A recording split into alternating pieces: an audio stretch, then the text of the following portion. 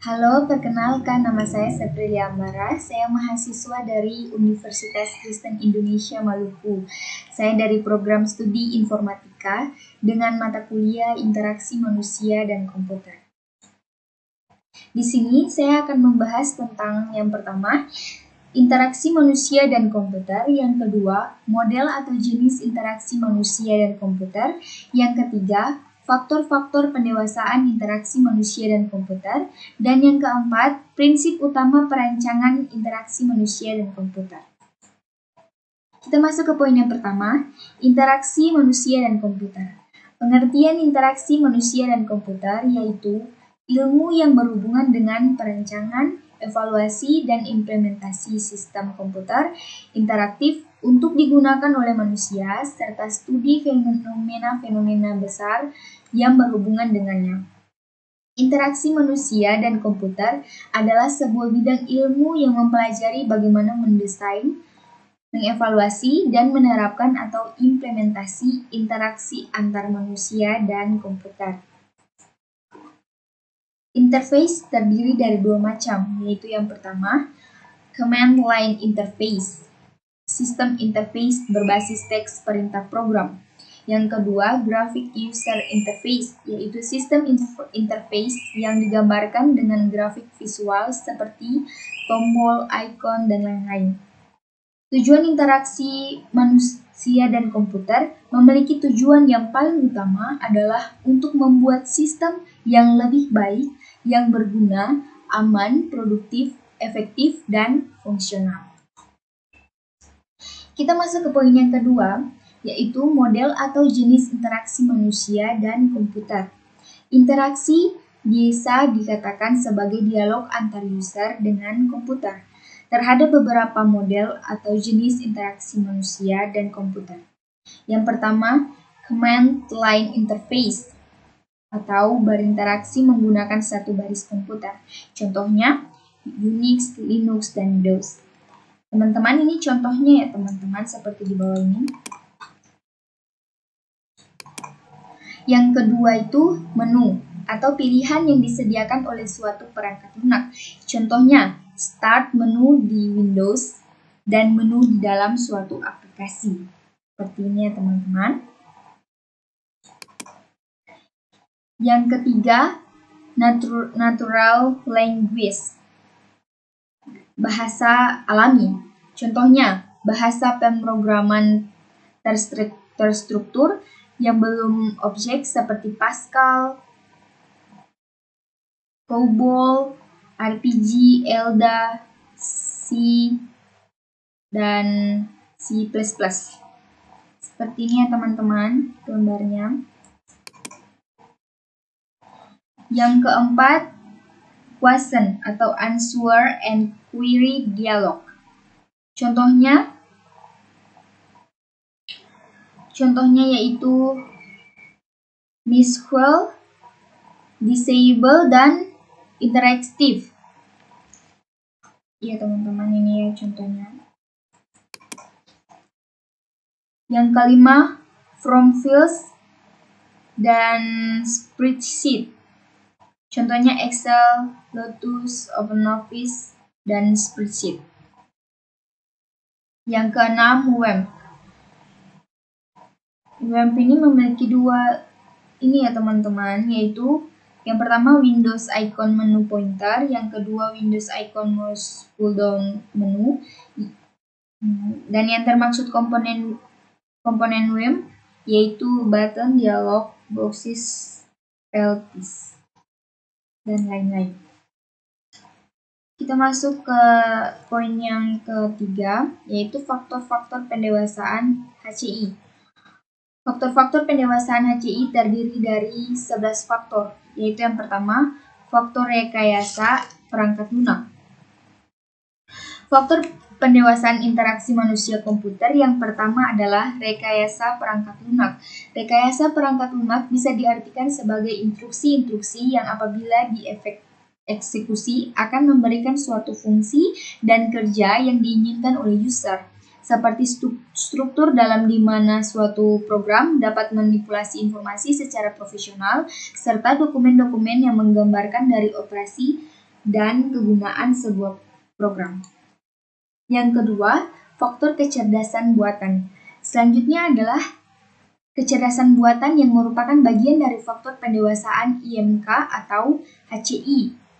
Kecerdasan buatan merupakan bagian dari ilmu komputer yang memiliki tujuan agar komputer mampu melakukan pekerjaan sebaik manusia serta mengkombinasikan cara berpikir manusia dengan sebuah mesin yang pada akhirnya untuk mengambil sebuah keputusan, memecahkan suatu masalah, dan mampu sebagai pembelajar.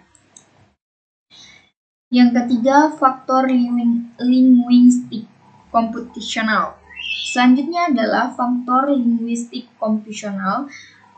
Peran bahasa yang digunakan sebagai antarmuka pada HCI merupakan hal yang sangat penting, karena dengan demikian dapat memudahkan user dalam menggunakan sistem yang ada dan sehingga tidak terjadi kesalahpahaman dalam penggunaan oleh si pemakai sistem. Yang keempat, faktor psikologi. Faktor psikologi juga merupakan bagian dari pendewasaan IMK yang penting. Pemahaman psikologi oleh user yang menggunakan sistem sangatlah dibutuhkan dalam interaksi manusia dan komputer ini. Didasarkan oleh kepribadian user satu dan user lainnya pasti berbeda-beda. Faktor psikologi juga mencakup pengetahuan dan keahlian pengguna dalam memecahkan suatu masalah.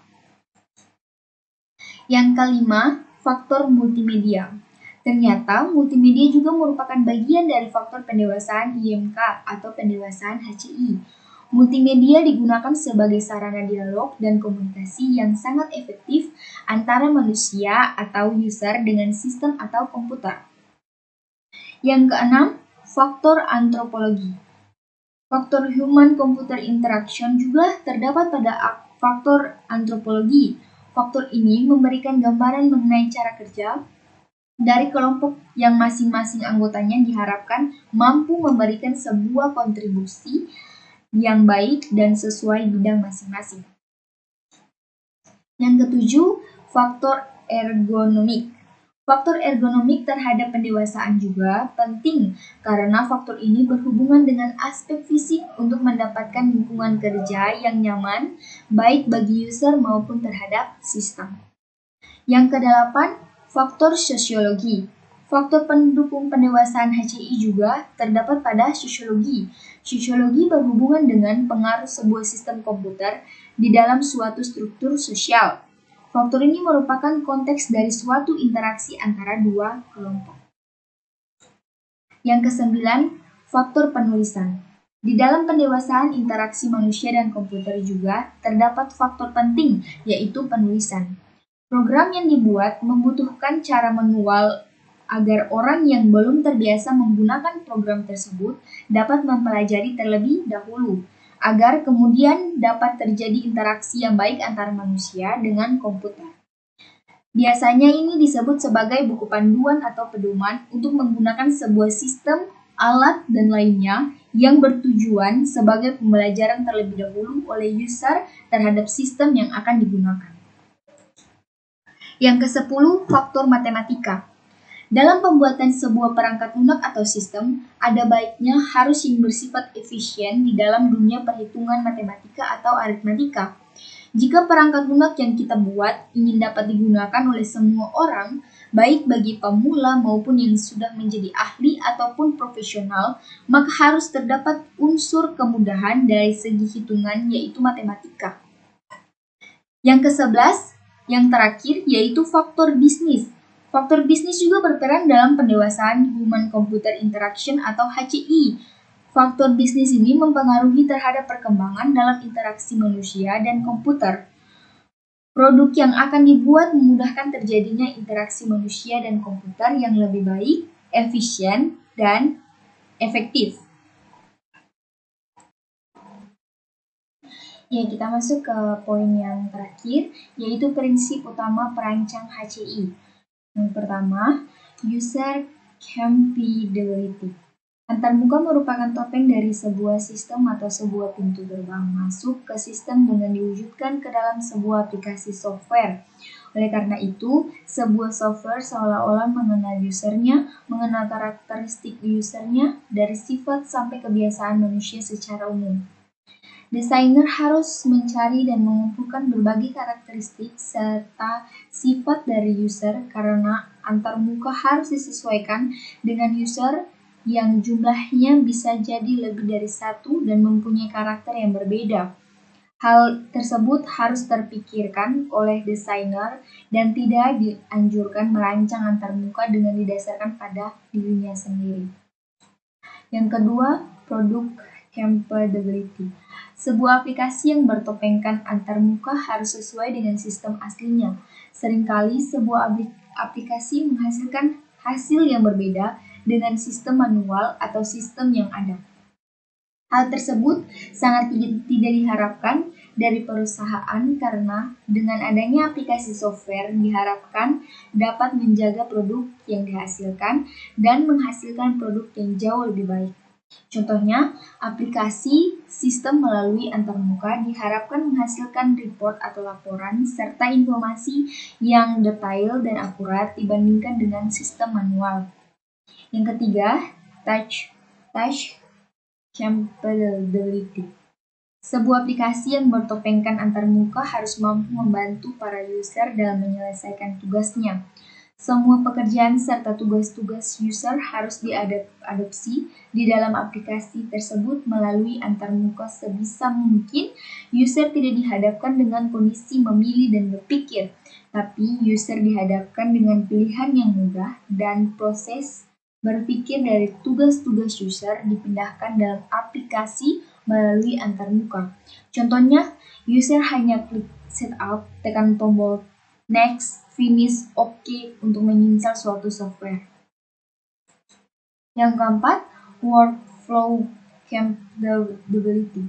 Sebuah aplikasi sistem sudah sampai mengadopsi sistem manualnya dan di dalamnya tentunya terdapat urutan kerja dalam menyelesaikan pekerjaan.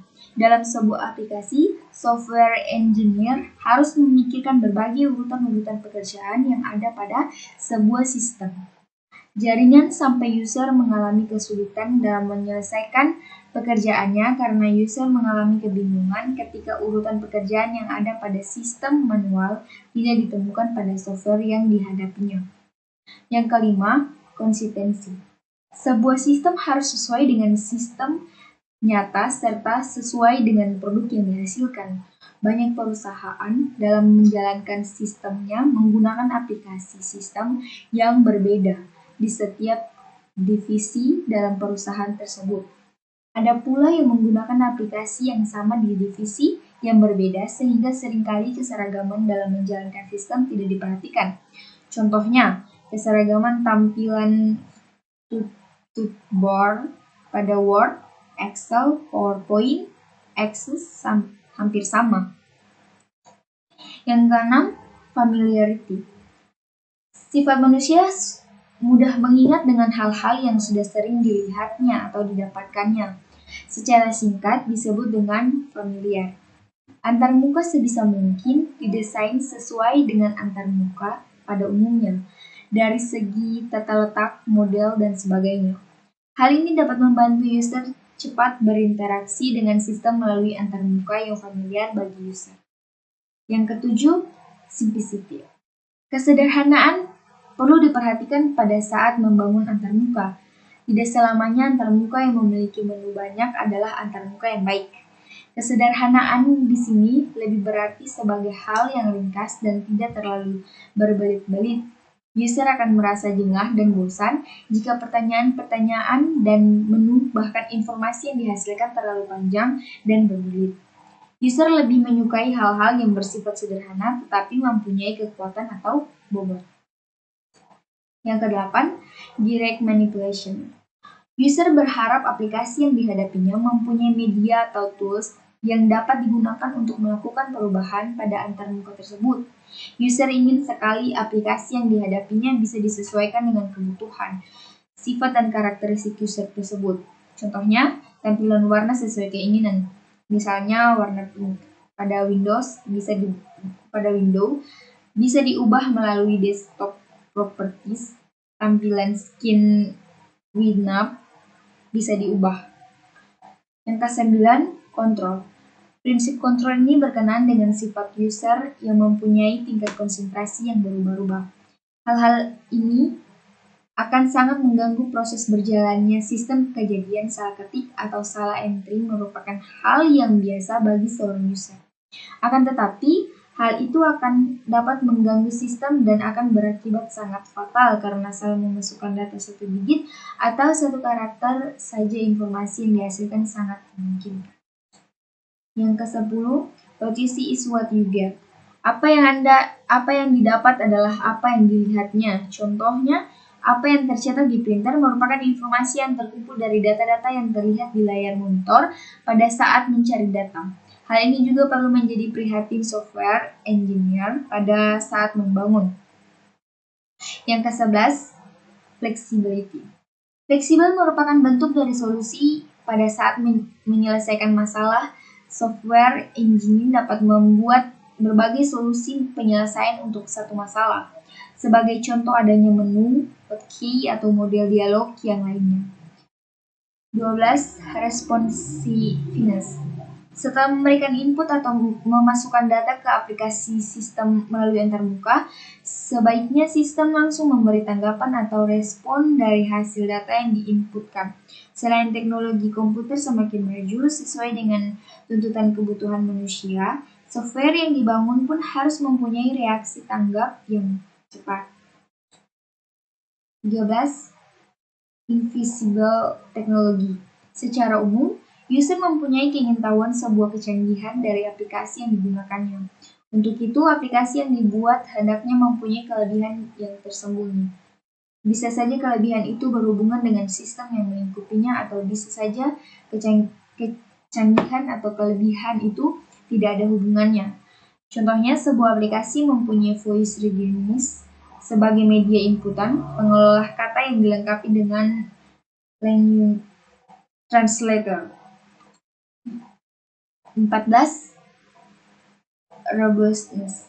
Interaksi manusia dan komputer atau pembangunan antarmuka yang baik dapat berupa frase-frase, menu, atau error handling yang sopan. Contoh yang kurang baik yaitu you fails, that fails, floppy error, dan sebagainya. Akan lebih baik jika bad common of or village names, this dry not really, dan lain-lain. 15. Proficient. Suasana nyaman perlu diciptakan oleh software engineer di antarmuka yang dibangunnya. Nyaman di sini adalah suasana di mana user akan betah dan tidak menemui suasana kacau ketika user salah memasukkan data atau salah eksekusi. Seorang user akan tetap merasa nyaman ketika dia melakukan kesalahan. Misalnya ketika user melakukan deleting atau menghapus file tanpa sengaja, tidaklah menjadi kekacauan yang berarti karena misalnya ada recovery tools. Proteksi di sini lebih menjaga kenyamanan user ketika menggunakan aplikasi sistem khususnya data-data berupa file. Yang ke-16, easy of learning and easy of use. Kemudahan dalam mengoperasikan software hanya dengan menandingi atau belajar beberapa jam saja. Kemudahan dalam memahami icon, menu-menu, alur data software, dan sebagainya. Sesudah mempelajari, user dengan mudah akan cepat menggunakan software tersebut. Jika sudah memahami, tentunya akan membantu proses menjalankan sistem dengan cepat dan baik. Terima kasih.